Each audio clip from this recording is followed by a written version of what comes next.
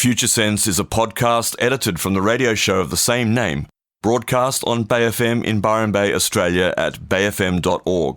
Hosted by Nick Jeans and well-known international futurist Steve McDonald, Future Sense provides a fresh, deep analysis of global trends and emergent technologies. How can we identify the layers of growth, personally, socially, and globally? What are the signs missed, the truths being denied? Science, history, politics, psychology, ancient civilizations, alien contact, the new psychedelic revolution, cryptocurrency and other disruptive and distributed technologies, and much more. This is Future Sense. And you're now tuned to Future Sense here with myself, Nick Jeans, and my co-host, Steve McDonald. Good morning, Steve. Good morning, Nick. Lovely to see you this morning. And again. Bright and early. Absolutely. In a report from Psych Week last year called the Australian Loneliness Report, 1 in 4 Australian adults are lonely. 1 in 2 Australians feel lonely for at least one day in a week, while 1 in 4 feel lonely for 3 or more days a week. That's a lot of people.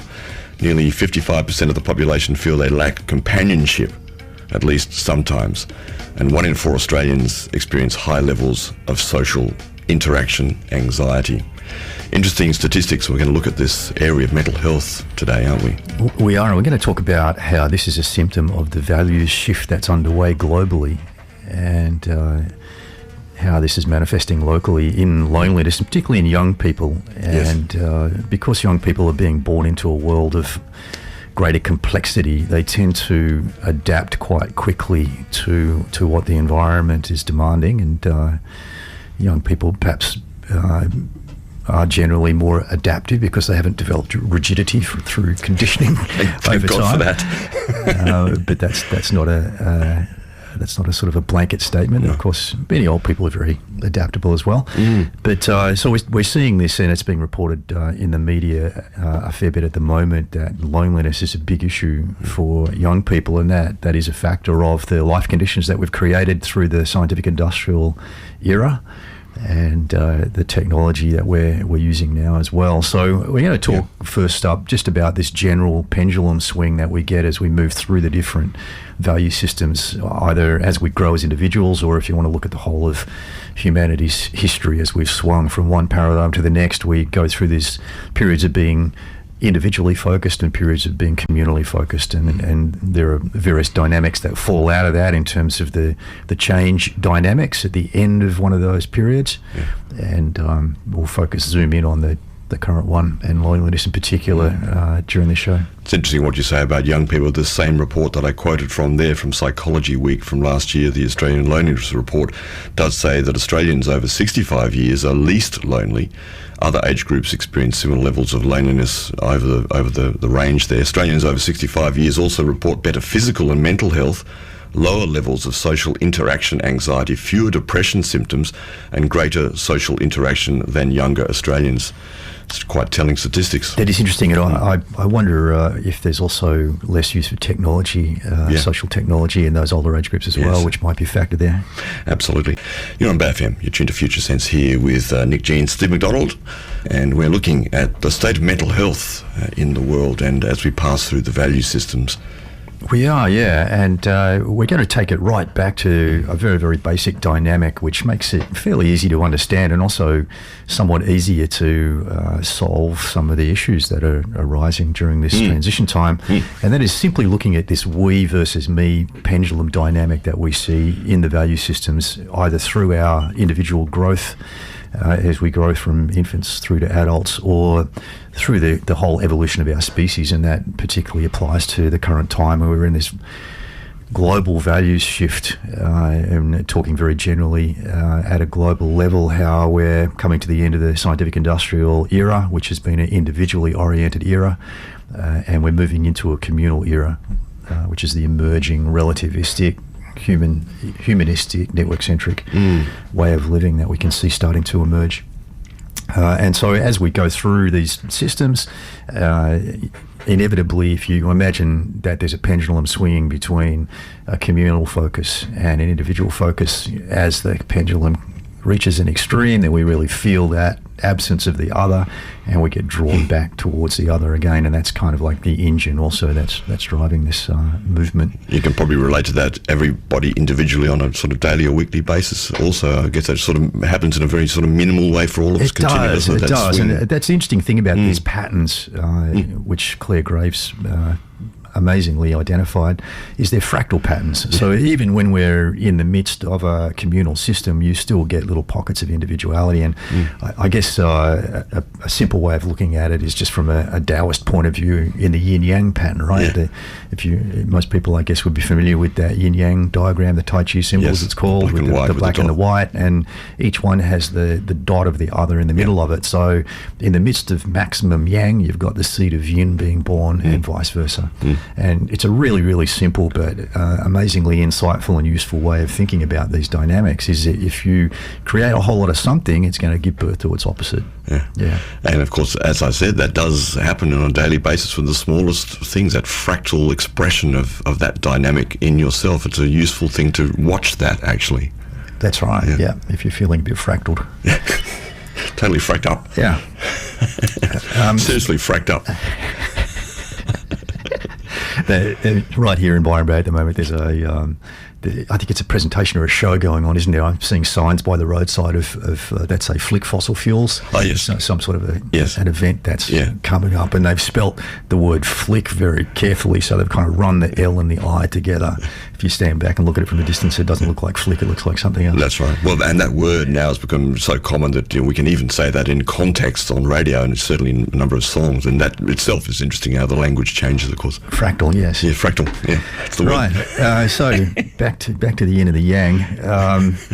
So as we go through these different eras, whether we're talking historically as a species or whether we're talking individually, as you go through these phases in your own life, and as you're listening this morning, you might want to just reflect on your own history and different times where you've sort of sensed that you've had either individual focus or a communal focus and been drawn one way and the other way.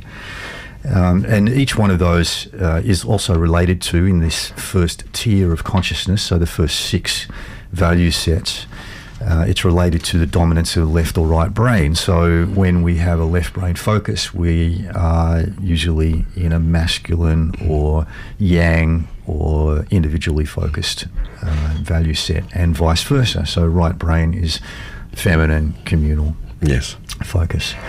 And that of course is why we have this communal and individual bias, is because we're swinging between left brain bias and right brain bias. And when we come to this great leap in consciousness that was documented in a number of different bodies of research, we move from being stuck in that left brain, right brain pendulum, either or, black and white, into an integrative way of being, which is so different, and also brings a massive leap in our capacity, because effectively we can use both sides of the brain at the same time in an integrated way. But for most of us on the planet at the moment, we're still in this left brain, right brain kind of swing. And that is the cause of everything, really. Thank you. We've solved the problems. We'll tune out now. We'll just play some music for the rest of the day. We've solved the problems. Yeah, that's right. And this is why it's such an important little dynamic to be aware of. And you can use it as a simple problem solver. You look at every problem that you're facing and look at it through the perspective of, is there too much community or too much individuality? And finding that balance. And of course, both of them, as you're saying, serve a purpose for evolution, and both are necessary in terms of structuring and setting up the pendulum for the next, as you're saying. It's all perfect. So there's nothing wrong here. There's nothing wrong about it, but we're on the verge, we claim in this show for sure, that of a completely different tier of consciousness that is emerging on the planet, which will integrate those two sides, as you're saying. We are absolutely on the verge, on the edge. Yes. More than you know. And can't you feel it out there, folks? And that's what we're talking about today, because you'll feel it in your emotional body a lot. You'll feel the confusion, you'll feel the complexity. Anyway, we'll get to that. And the interesting thing is, when you're in the midst of one of these swings, whether your pendulum is swinging left or right. No sexual innuendos here, folks, sorry. Thanks for that, Nick. The opposite feels wrong. Yeah. So, if you're deep into a communal phase and you're seeing everything with a very strong right brain focus, then all the left brain stuff looks wrong. And we're seeing that play out globally at the moment with lots of protests against the opposite, of what people are feeling. And I guess the Hong Kong current elections that are going on right now, just quickly, are showing us a very big swing towards that communal value system in terms of the voting for the pro-democracy movement, which has already won, as of the latest report here, 196 of the first 236 seats declared against the pro-Beijing candidates.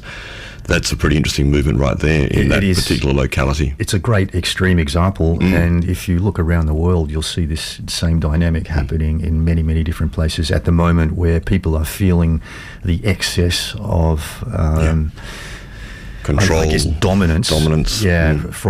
from the extreme expression of that individually focused paradigm, and they're feeling the pull towards communal and right brain operation and coming together and protesting in groups all around the world. Yeah, very good. Yeah, and it's we often generalize on this show when we're talking about these paradigms because we need to in order to explain them, but the real world is actually much more complex. And if we wanted to go into a detailed analysis of what's going on in places like Hong Kong, for example, then we would need to factor in the Chinese Communist Party, which of course is a communally oriented organisation. Well, that's the idea.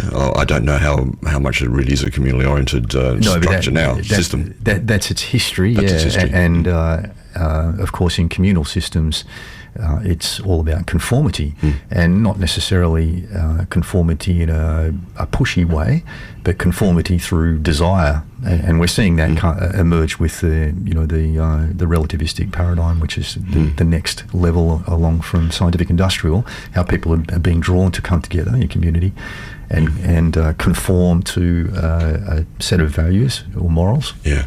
I mean, we're seeing it also, I think, in Jeremy Corbyn and the Labour Party with the British election coming up shortly, and a whole quite strong raft of very socialist policies, sort of a retrogressive step in one sense, probably because they've got nowhere else to go and nothing else. There's no point we might as well risk everything in the situation they're actually in right now. But it's interesting that, isn't it, that it's really a bit of a retrogressive step. Yeah, that's a really important point. So in any kind of transition, what typically happens is we go through this regressive value search. So as we're at the extreme end of this individually oriented scientific industrial era, we're finding people are reaching back to the previous communal era, and so we're seeing this kind of rigid conformity emerging, and demand for rigid conformity, which is an expression of these older communal values.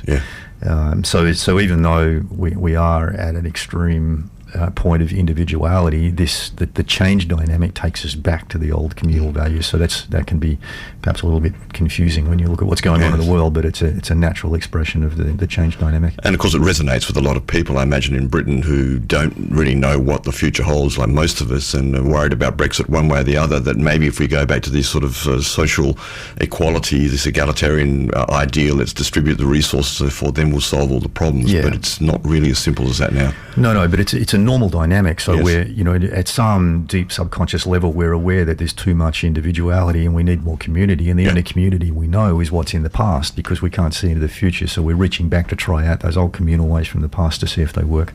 And in doing so, we actually speed up the transition because they don't work. They work even less than the scientific industrial ways do. But we have to go through the motions to discover that.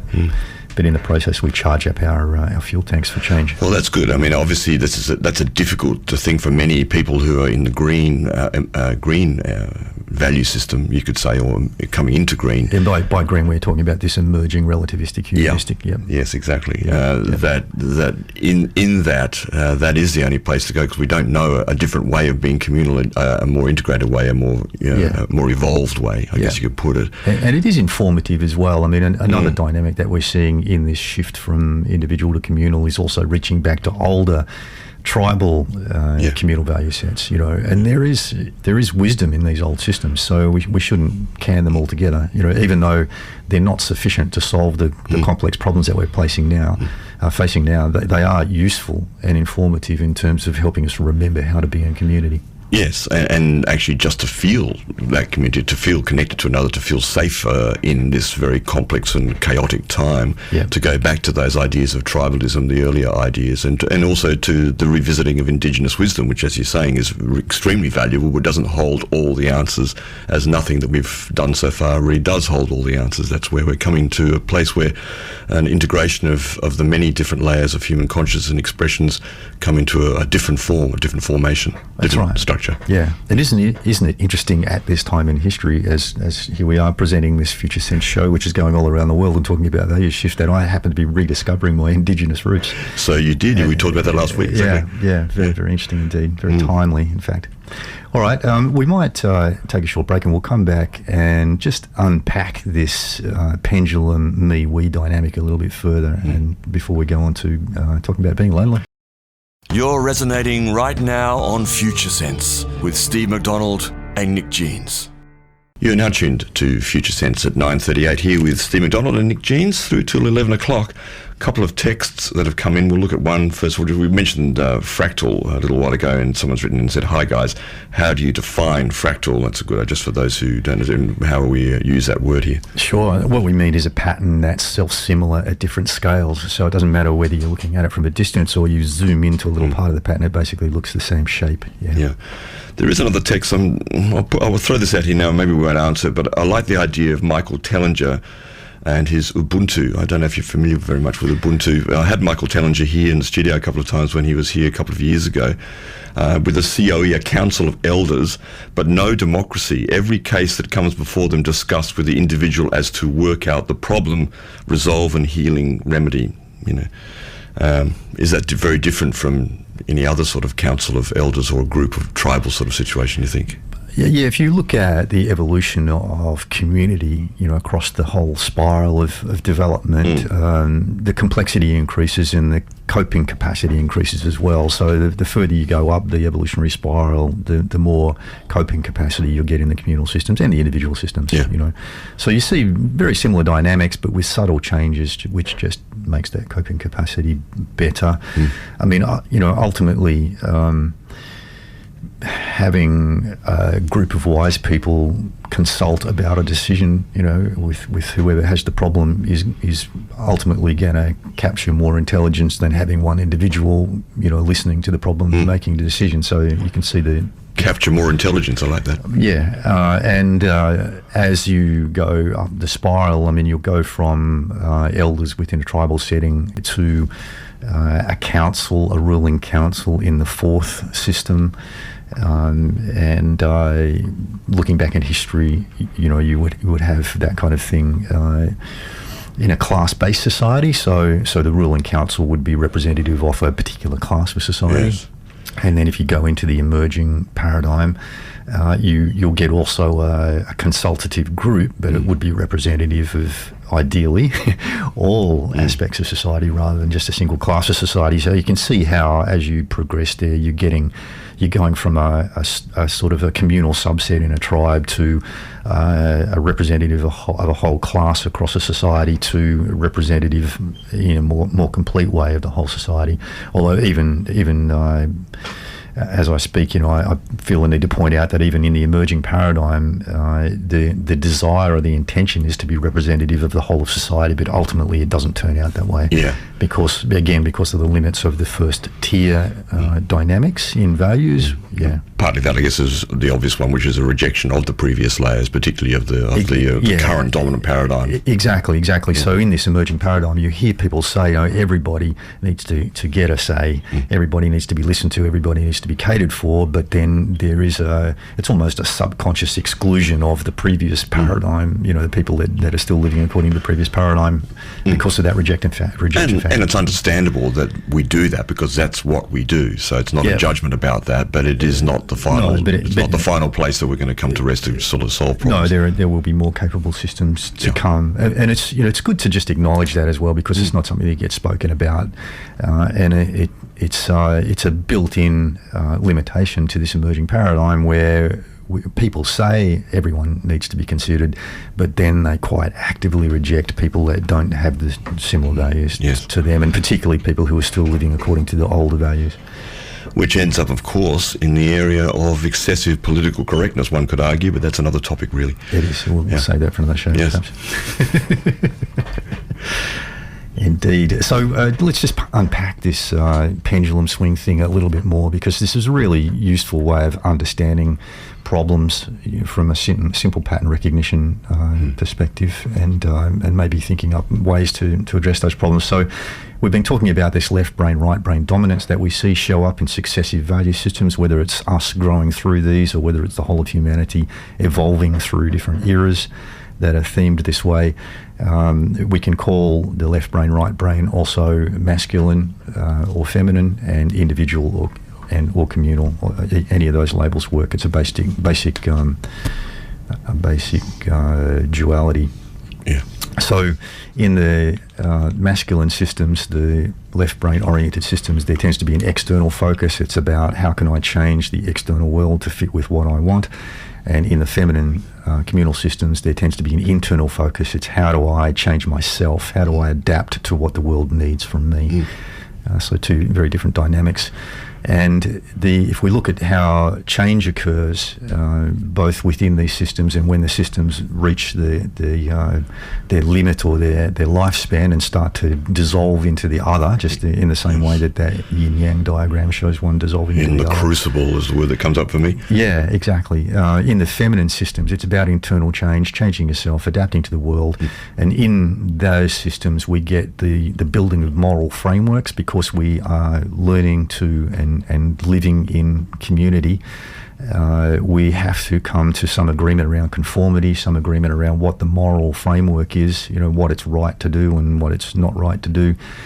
So this is where all of our ethics come from, out of these feminine communal systems.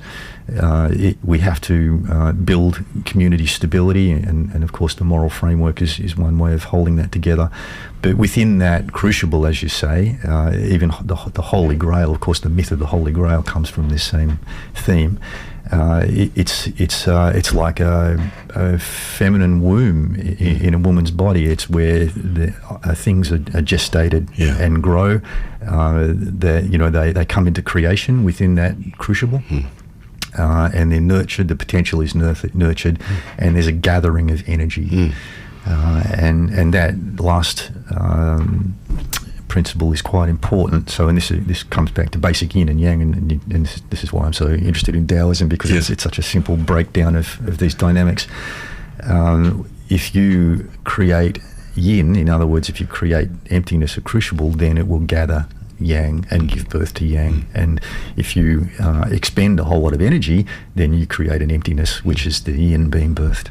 So just like day and night, folks, just like waking and going to sleep when you need to rest, in fact. Exactly. So in feminine communal systems, you get a gathering of energy, and you can see that happening now globally as these communities break out and the energy is gathering for something to happen. Yes, we're seeing in so many countries at the moment all over the world. Yeah. And then in the masculine left brain systems, it's about that projection, that putting forth, putting out the intention, firing the arrow, and it's about external change, changing the outside world to suit what we want. It's generating diversity, whereas the feminine systems are about generating conformity. So you've got, again, another duality there, conformity versus diversity. Breaking the rules and moral codes. So in the masculine systems, we use the moral frameworks that have been created by the feminine systems as a foundation to launch ourselves from, but then we break out, and inevitably that involves adapting, twisting, bending, breaking the rules and the moral codes. And I guess as I was writing that, I couldn't stop thinking about the idea of the bad boy from a feminine perspective, and how that can be so attractive, because it's actually, I guess it's part of the essence of the masculine way is breaking out, breaking the rules. Reminds me of a video I saw recently from Jordan Peterson, who's a very contentious character. I certainly find him very contentious, but there's a few moments, and there's a piece where he talks about what women are actually looking for, and he did a study on this, and it was exactly this, pretty much, to put it simply, is that many women, and I won't generalise here too much, but many women do look at some point or other for the bad boy, for the evil chap, the guy in the corner with the look. That's right. It's a raw expression of the masculine principle. Yeah. And so whereas the feminine systems and feminine values are about gathering energy, the masculine ones are about expending energy. And so when you come to the change dynamic at the end of an individual phase or era or value system, you get an exhaustion of energy and draining.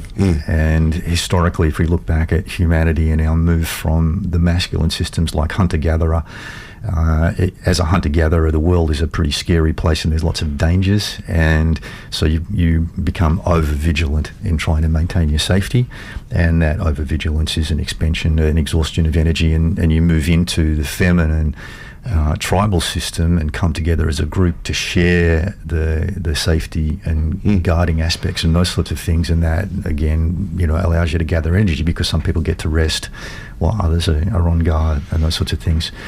And then in the feminine systems, change comes from an excess of pent-up energy. And so in that tribal system, because of the boundaries, the frameworks, the customs, the rules that you have to abide by, people get frustrated and they feel suffocated by that kind of thing. And so you get a build-up of anger, a pent-up anger, which is what drives the breaking out from the tribal. And you see this as I speak through these historic eras. You can relate it to phases in life.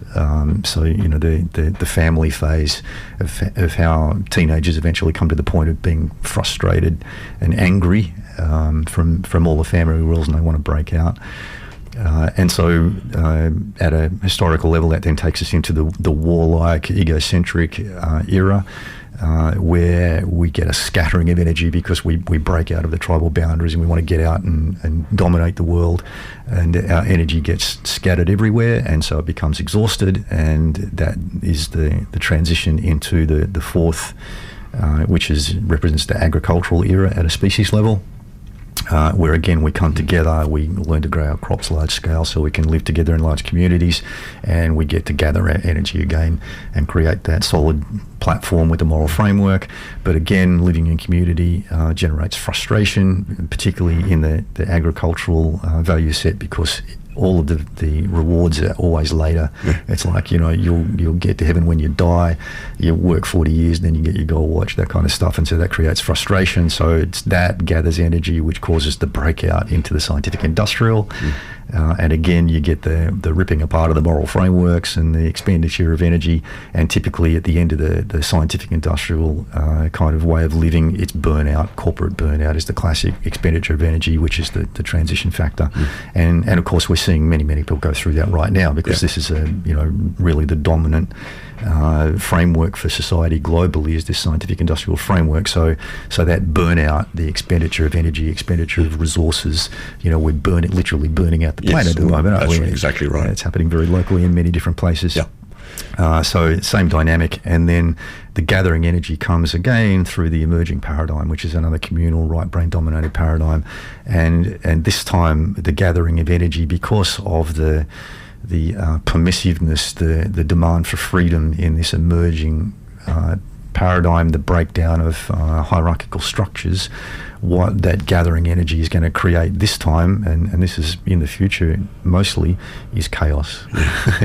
So the gathered energy will create chaos, which again will drive another transition. And I guess I'm thinking also again of the Hong Kong and some of the other big protests around the world that are going on, and that collectivism that you're talking about, but also very quickly a breakout of individual expressions because of the conformity of having to protest in a particular way for some people is too restrictive, and I guess perhaps that's when we get some violence from certain elements within these generally very peaceful demonstrations, because some people are already too pent up with the restrictions, the conformity of that group. That's right, and different people are living according to different values.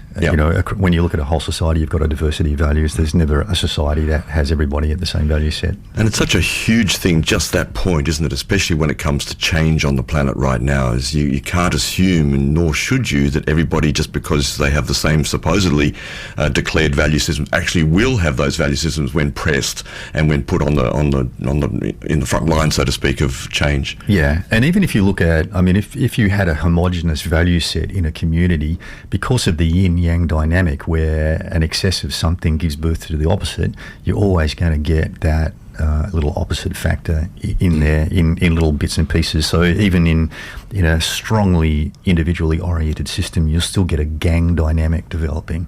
And that's very characteristic of that sort of third layer of consciousness or value system, which equates to teenage years. And teenagers, you of course come together in gangs.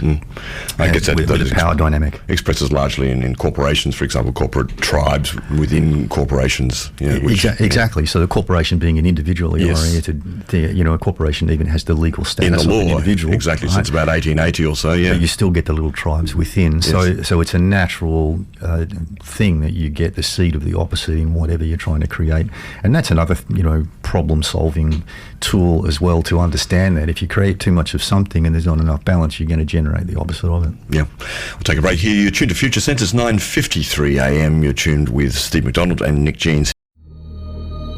For all of you out there, strangers in a strange land, you're grokking Future Sense here on Bay FM. A couple of texts that have come in. You're tuned to Future Sense, as you know, with myself, Nick Jeans, and Steve McDonald. Thanks for your texts. Talking just a little bit off topic, but still all relevant. Synchronicities are always appearing in the most unforeseen areas of our lives. I believe they are some kind of message showing us we're on the right path of our journey through the physical realm. I witness these in my own life all the time. I'm sure you and many others do as well. What you said about your indigenous roots and communal layers sounds like one of these moments. Yeah. That's all right. The same writer has written in and talking about Michael Pollan's very well-known book at the moment. What's it called again? How to Change Your Mind. Thank you. Yeah. Brilliant book talking about psychedelics and the history of changing minds, which seems to correlate with the social individual. And the text line just disappeared then. Dynamic, The synchronicity, just to address that text, absolutely. And you can see the recognition and working with synchronicity as an advanced form of pattern recognition. Yeah. And talking about fractals. That's right. And of course, as I understand it, the term was coined by Carl Jung, the psychologist. Yes, indeed. And his theory of psychology is very much oriented around layer 6, which has got the label green in the Spiral Dynamics book. So the last layer, the communal layer in the first tier, but in the sort of latter stages of Jung's work, he starts to venture into second tier. You can see that he's going through this transition into the 7th layer and jumping across that big momentous leap into second tier, and that's when he seems to start talking about synchronicity and the pattern recognition factor. Yeah. And transhumanism and the like. Even. Yes, exactly. Yeah. Exactly. Yeah. And also, as you're speaking, I guess that Jung's work also articulates that sense that the green layer, that layer 6, is also a very complex, deep investigation into how I change myself, because we have a lot more technology now to do those kind of things for ourselves. A lot of psychological technologies, a lot of processes and so forth. So there's a lot more tools available to go deep, you could say. Yeah, absolutely. And look, psychedelics being one. I just got a photo sent in from our friend Dina in Newcastle, who's listening with her grandfather. Dina. So just to shout out to Dina and her grandfather. Thanks for listening. Hello. Right, that's all the text. I see. You're going to share what the photo is. I couldn't actually see it when you held it up to me properly. I was just so we'll come back to that. Dina's grandfather holding the laptop there, listening to Future Sense. Hello. Yep. You've been listening to Future Sense, a podcast edited from the radio show of the same name, broadcast on Bay FM in Byron Bay, Australia, at bayfm.org. Future Sense is available on iTunes and SoundCloud. The future is here now. It's just not evenly distributed.